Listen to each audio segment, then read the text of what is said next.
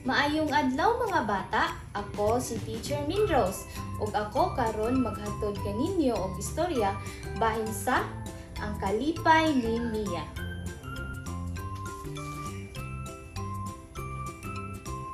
Sa usa ka gamay nga barangay, adunay usa ka bata nga ginganlan si Mia.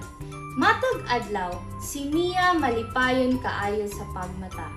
Dili tungod kay aduna siya bagong dulaan, apan tungod kay siya malipay sa mga yanong nga butak. Malipayon ko kay hayag ang adlaw, ingon ni Mia samtang nagdula siya sa gawas.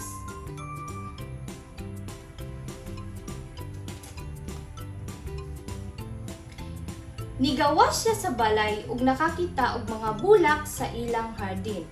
Giabot sa hangin ang humot sa mga bulak ug si Mia iyang gibati ang kahumot.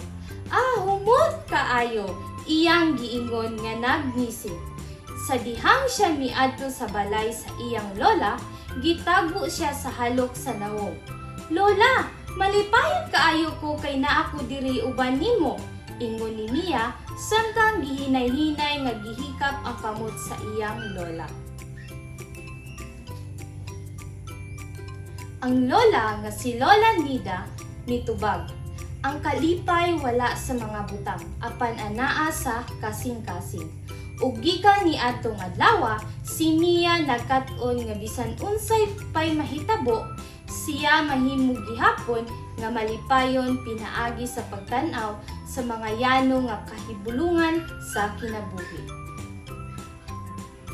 Ug mao kato ang istorya bahin sa Ang Kalipay ni Mia. Ug daghang salamat sa inyong pagpaminaw.